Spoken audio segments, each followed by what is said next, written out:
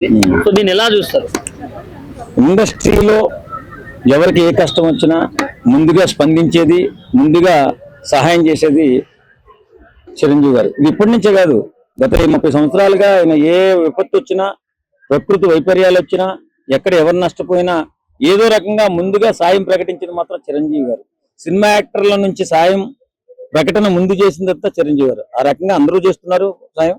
కానీ రమేష్ గారి విషయంలో కూడా బ్రహ్మాండంగా సాయం చేశారు. ఆయన సహాయ గుణానికి సలాం చేయాలి. మేము కూడా సినిమా వాళ్ళం కాబట్టి ఖచ్చితంగా చిరంజీవి గారు సహాయం పొందినటువంటి వ్యక్తులు ఎవరూ లేరు.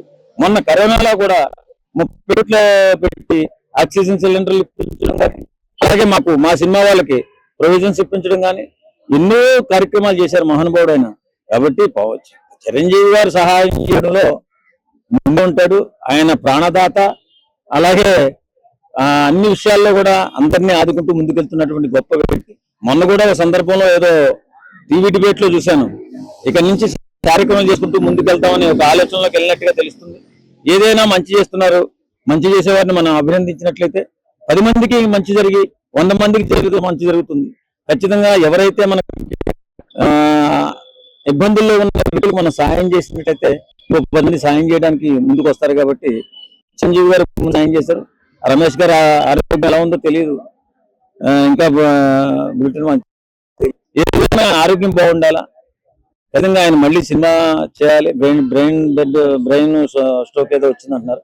ఏదేమైనా సాయం పొందాడు కాబట్టి చక్కగా చిరంజీవిలో పైకి లేచి వస్తాడని నేను నమ్ముతాను. ఇప్పుడు జనసేన క్యాంపెయిన్ టైంలో కూడా ఆయన బాగా హెల్ప్ చేశారు. అలాంటిది ఇప్పటి వరకు పవన్ కళ్యాణ్ గారు ఎందుకు స్పందించట్లేదని కొంతమంది అడుగుతున్నారు. వాళ్ళకి ఆయన స్పందించడు, సాయం చేస్తాడు. ఎందుకంటే ఆయన ఆరోగ్యం బాగోలేదు.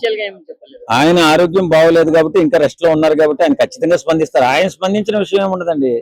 ఇది మన గబ్బర్ సింగ్ టీం అందరినీ కూడా కడుపులో పెట్టుకుని చూసుకుంటాడు. కొన్ని విషయాలు సాయం చేసిన ఆయన చెప్పుకోడు బయటకు.